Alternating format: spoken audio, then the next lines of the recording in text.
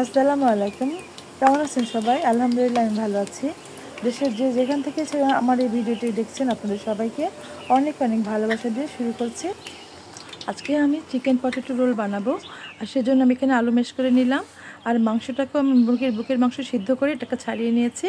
আর নিয়ে নিয়েছি এখানে পুদিনা পাতা, ধনে পাতা, পেঁয়াজ কুচি, মরিচ কুচি আর 2টা ডিম নিয়ে নিয়েছি।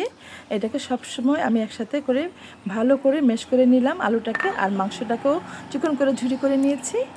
এখানে আমি মাংস আর আলুটা দিয়ে নিলাম, আর এখন একে একে সবগুলো মশলা দিয়ে দিব ধনে পাতা, পুদিনা পাতা, কাঁচামরিচ, এগুলো সব দিয়ে দিলাম। এটা করে ভালো করে ম্যাশ করে নিব। এখানে দিয়ে দেবো 1/2 চামচ জিরা, 1 চামচ মরিচ গুঁড়ো, 1/2 চামচ হলুদ গুঁড়ো, আর পরিমাণ মতো লবণ দিয়ে আমি ভালো করে মেখে নিব। দিয়ে দিলাম 1 চামচ চাট মশলা, এটা দিবেন। এখানে কিন্তু কোনো মশলা স্কিপ করা যাবে না, প্রত্যেকটা মশলা মনে করে করে কিন্তু অবশ্যই দিবেন। ঘিটা কিন্তু অবশ্যই দেওয়ার চেষ্টা করবেন। ঘি দিলে একটা সুন্দর ফ্লেভার পাবেন, স্ট্রং ফ্লেভার, আর টেস্ট কিন্তু বেড়ে যায়। একটা ডিম দিয়ে দিলাম, আর এই মশলাটা, লবণটা, আর একটু ব্ল্যাক পেপার দিয়েছি, একটু গরম মশলা গুঁড়ো দিয়েছি, সব কিছু দিয়ে মাখিয়ে নিলাম। সুন্দর করে মাখিয়ে নিতে হবে, মাখানোটা কোনো স্মুথলি হয়, একদম সব কিছু মিশে যায়, সেদিকে খেয়াল রাখবেন, তবেই না টেস্ট ভালো পাবেন। এটাকে কিন্তু ভালো করে মাখাতে হয়। আর আলুটা আমি ম্যাশ করে নিয়েছিলাম আগেই, সেজন্য মাখানোটা কিন্তু সুন্দর হচ্ছে, আপনারা দেখতেই পাচ্ছেন। স্প্যাচুলা দিয়ে আমি সহজে এটাকে কিন্তু ম্যাশ করে নিতে পারতেছি। আর আলুটা মাংসটাও আমি কুচানো করে কেটে নিয়েছিলাম। দিয়ে দিলাম একটু লেবু রস, একটু সয়া সস, একটু টমেটো সস, এটা দিব আমি। এটা দিলে কিন্তু ভালো লাগে। সবসময় এই টাইপের খাবারগুলোর মধ্যে না আমি এগুলো ইউজ করি, আমার ভালো লাগে। আপনারাও চেষ্টা করবেন। খাবারের যে গুণগত স্বাদ সেটা যদি না পাওয়া যায় তাহলে কিন্তু ভালো লাগে না। তো একটু কষ্ট করে হলেও সব কিছু মনে করে করে দিবেন, যেন ভুল না হয়। আমার মাঝে মাঝে ভুল হয়ে যায়, কিন্তু আমি আবার পরে সেটাকে রিকভারি করে নেই। ডিমটা দিলে, সয়া সস দিলে একটু ওটা পাতলা হয়, একটু সফট টাইপের হয়।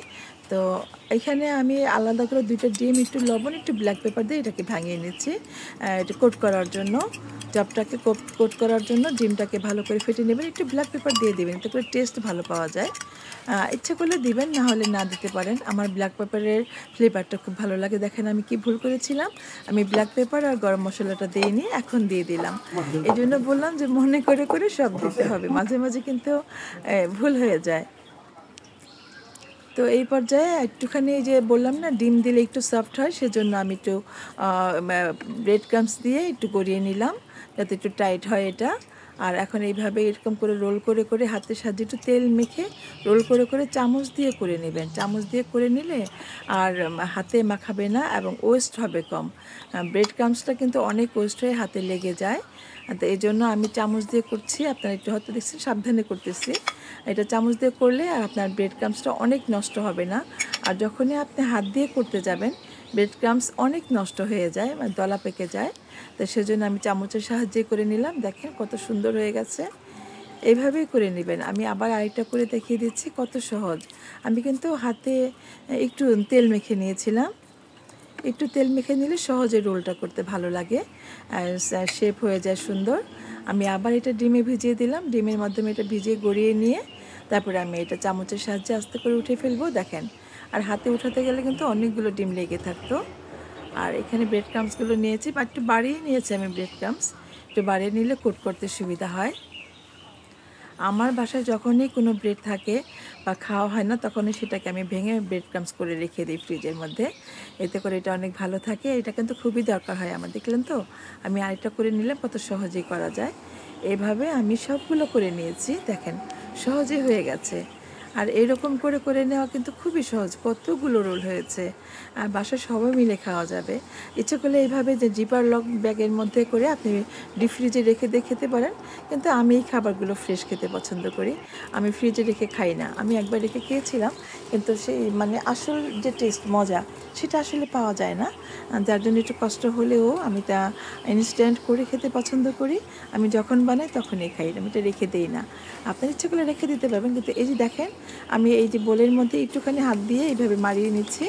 এইভাবে ঘষে ঘষে নিলে না এটার সাইজটা সুন্দর হয়। আর বিস্কুটের যে গুঁড়াগুলো, সেগুলো আর তেল নষ্ট হয় না, তেলে লাগে না। দেখেন আমার প্যানটা কত পরিষ্কার স্বচ্ছ, এখানে কোনো বিস্কুটের ব্রেড ক্রাম্বসগুলো লেগে থাকছে না বা পড়ে যায়নি। আর ব্রেড ক্রাম্ব যদি অনেক লেগে থাকে সেক্ষেত্রে কিন্তু তেলটা নষ্ট হয়ে যায়, কড়াইটা পুড়ে যায়। হ্যাঁ, আর চেষ্টা করবেন একটু ভালো করে প্লেটের মধ্যে ঘুরিয়ে ঘুরিয়ে মারিয়ে নিতে, তাতে করে আপনার ব্রেড ক্রাম্বসটা এটার সাথে লেগে যাবে, একদম আটসাট হয়ে লেগে থাকবে, আর তেল নষ্ট হবে না, প্যানটাও নষ্ট হবে না। এইভাবে করে নিলে স্মুথলি করতে পারবেন এবং আপনি কাজ করেও শান্তি পাবেন। যাতে একটু সুবিধা হয়, যেন আপনি বুঝতে পারেন যে কীভাবে আপনার একটু উপকার হবে, ভালো করে করতে পারবেন, সহজ হবে। আমি কিন্তু সেটা মনে করে এইভাবে দেখিয়ে দিলাম, বলে দিলাম। আপনারাও এইভাবে চেষ্টা করবেন, দেখবেন যে দেখেন আমার তেলগুলো কতটা স্বচ্ছ, একটু কিন্তু নষ্ট হয়নি। যদি ওইভাবে আপনি প্লেটে একটু গড়িয়ে গড়িয়ে নেন তাহলে আর ব্রেড ক্রাম্বসটা পড়ে যায় না, আর নষ্ট হওয়ার ভয় থাকে না। মোটামুটি আর এটা কিন্তু হাই ফ্লেমে আমি এটা কি ওই ইনফ্রারেড চুলাতে রান্না করছি। এটা কিন্তু হাই ফ্লেমে রান্না করছি। আমি কিন্তু ফ্লেমটা লো করে দিইনি, তাহলে এই যে রোলটা তেল অ্যাবজর্ব করে নেবে। আর যদি হাই ফ্লেমে ভাজেন তাহলে আর কোনো তেল চিটচিটে হয়ে থাকবে না এবং ভাজাটাও সুন্দর হবে। মনে রাখবেন কিন্তু হাই ফ্লেমে সবসময় রোলটা ভাজার চেষ্টা করবেন, কখনোই ফ্লেম কিন্তু মিডিয়াম আঁচে করবেন না, তাতে করে তেল চিটচিটে হয়ে থাকবে, তখন খেতে ভালো লাগবে না, আপনার বাচ্চারা বা বড়রা কেউ খেতে চাইবে না। সবসময় এটাকে হাই ফ্লেমে দিয়ে ভাজার চেষ্টা করবেন, এটা একটা টিপস, এটা মনে রাখবেন। আমি এইভাবে দেখেন ঝরিয়ে নিচ্ছি, বেশি তেল কিন্তু নেই ভিতরে, দেখিয়ে দিচ্ছি, চামচ দিয়ে হয়ে গেল। আর ওইভাবে যদি করেন মিডিয়াম আঁচে যদি আপনি কালার আনার জন্য ভাজেন তাহলে কিন্তু অনেক তেল এটার মধ্যে শুষে নেবে। আর দেখেন আমি এটা কতটা সুন্দর করে গড়িয়ে নিচ্ছি, এতে করে সাইজটাও সুন্দর হচ্ছে এবং ব্রেড ক্রাম্বসগুলো ভিতরে ডেবে ডেবে যাচ্ছে, লেগে যাচ্ছে, এটা আর তেলটাকে নষ্ট করবে না। এইভাবে গড়িয়ে নেবেন। এটা দেখানোর জন্য আপনাদেরকে আমি আরেকবার দেখিয়ে দিলাম। এখন আমি সবগুলো একসাথে দিয়ে দিলাম, একটু সবগুলো সাইড করে একটু সাবধানে ভেজে নিব। একবারে ভাজা হয়ে গেল, সময়টা বেঁচে গেল। যেগুলো একটু হয়ে গিয়েছিল সেটা আমি সাইড করে নিয়ে আবার বাকি যেগুলো ছিল সেগুলো আমি পাশে দিয়ে দিলাম। মোটামুটি দেখেন আমার কত সুন্দর ভাজা হয়ে গেছে, কত ভালো লাগছে, দেখেন কত সুন্দর কালার হয়েছে এবং উপর থেকে খুব ক্রাঞ্চি হয়েছে, ভিতর থেকে জুসি হয়েছে। সেজন্য আমি আপনাদেরকে একটু দেখিয়ে ভেঙে দেখাচ্ছি, দেখলেই বুঝতে পারবেন। আর আমি আশা করব আপনারা সবাই এভাবে করে খাবেন। এখানে কিন্তু মাত্র একটা মুরগির বুকের এক পিসের মাংস, এক সাইডের বুকের মাংস, আর 4টা আলু নিয়েছি। দেখেন ভিতরটা কত সুন্দর জুসি। হ্যাঁ, আলুটাও সিদ্ধ করা, মাংসটাও সিদ্ধ করা, সো ভিতরে কিন্তু কোনো ভয় নেই। আর এক্ষেত্রে আমি যে আমার হাতের মেয়োনিজ বানানো ছিল সেটা আমি দিয়েছি এর আগে, এটা রেসিপি দেওয়া আছে, ইচ্ছে করে দেখে নিতে পারবেন। আপনারা যারা এতক্ষণ আমার সাথে ভিডিওটি দেখলেন প্লিজ আমাকে একটু সাবস্ক্রাইব করে দিবেন, পাশে থাকা বেল আইকনটি প্রেস করে দিবেন, যাতে যখনই আমি নতুন কোনো ভিডিও আপলোড করব সেটা নোটিফিকেশন পেয়ে যাবেন। ভালো লাগলে লাইক কমেন্ট করে একটু শেয়ার করে রাখবেন। দেখা হবে নতুন কোনো রেসিপি নিয়ে, সে পর্যন্ত সবাই ভালো থাকেন। সবাইকে অনেক অনেক দোয়া দিয়ে শেষ করছি। আল্লাহ হাফেজ।